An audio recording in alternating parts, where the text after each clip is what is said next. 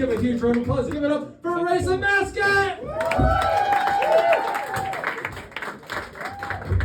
Hello, how are we tonight? Woo! Woo! You guys are heroes for being here in a warm room. But my name is Raisa Mascot, and as you can tell from my accent, I am arrogant.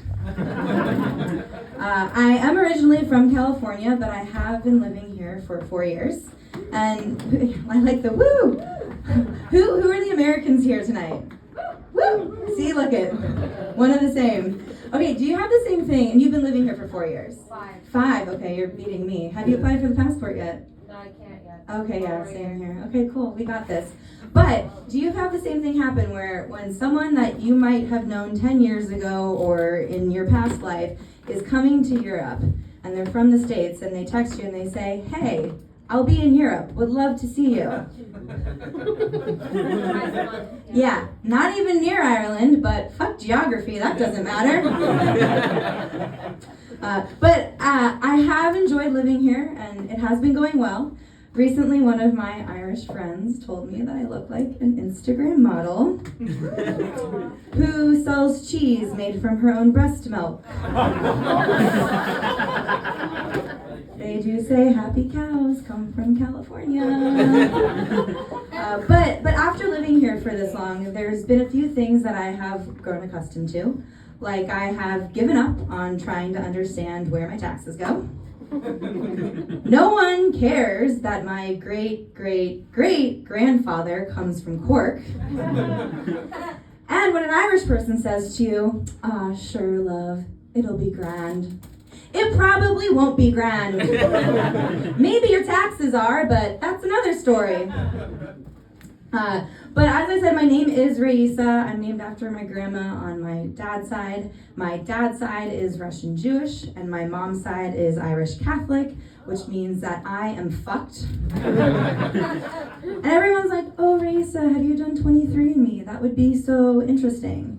No, because I have done so much work on what I think I am, I don't think I could handle a plot twist. But my parents are very proud of their 3 children. And I was actually on the phone with my mom a few weeks ago, and we were talking about her will. Very uplifting. She's totally fine, by the way, just incredibly proactive. Unlike me.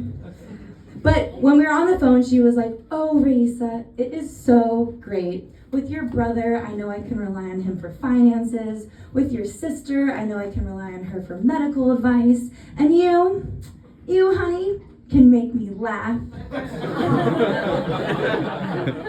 Well, Mom, your eulogy is going to be hilarious. It's my birthday next week, though. Thank you. I turn 33 on Monday, and I'm a Leo, which means I will be celebrating the whole weekend. But as I turn 33, it has forced me to reflect a bit on the first few years of my 30s. And one thing that I actually started when I turned 30 was a flexitarian diet. Does anyone know what that means? You know? Yeah. Well, I'm going to tell you, so don't worry. You're leaving with one new thing tonight. Well, what it is 70% of my diet is vegetarian and 30% of my diet is meat. What I realized, though, is that I've been approaching men the same way as my diet. If the meat is good, I'd have it. Sustainability 101. And I did actually tell my mother that joke on the same will conversation, and she thought I was saying fuck-citarian the whole time. And at the end of the joke, she just said to me, okay, sweetie, you're a big girl. Thanks, Mom. But I have been changing my ways a bit. I'm getting older, trying to be more mature.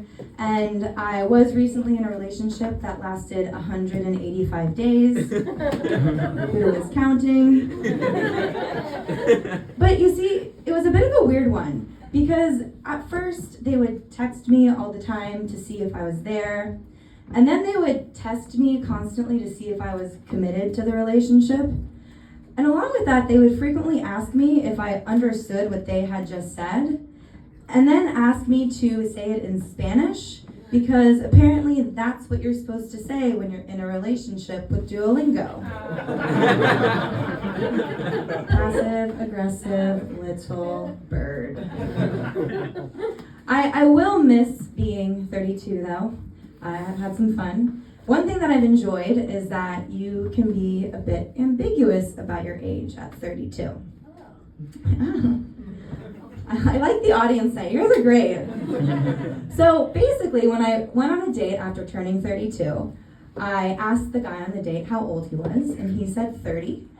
And he was like, well, how old are you? And I said, 32. And he just went, great, we're the same age. Yep, sure. But it has been a big year for my family. My sister graduated from medical school and got married. Yeah, we're so excited for her. And my brother got engaged. And I tell jokes. Thank you.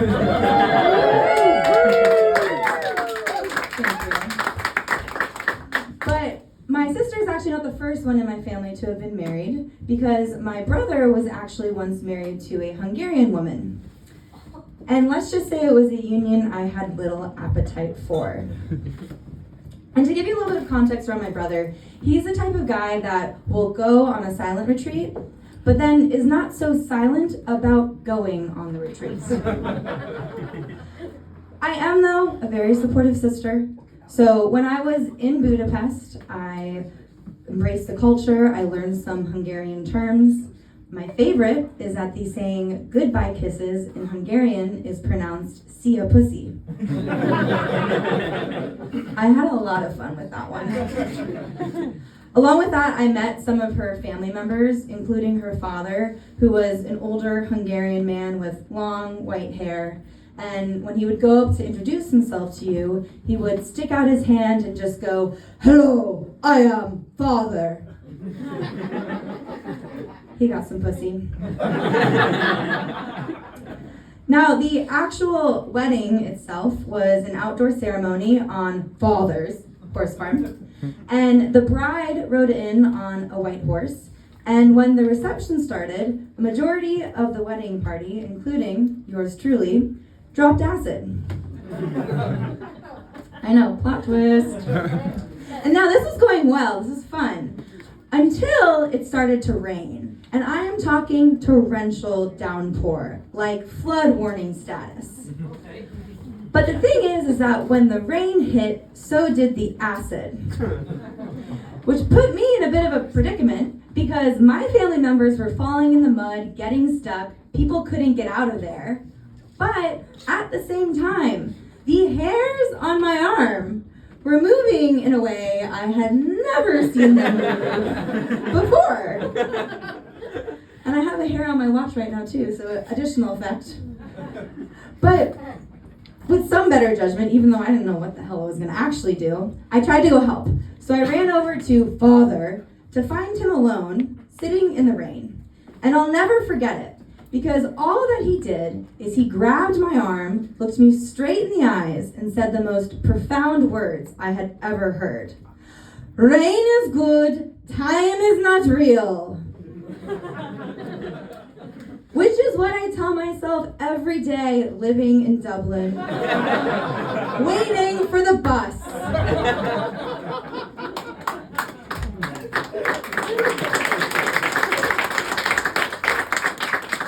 Now, sadly, the marriage only lasted 6 months. I know. And when my brother and soon-to-be ex-sister-in-law sat me down to tell me the news, I just looked her straight in the eyes and said, "See you, pussy." Thank you, everyone. My name is Rachel.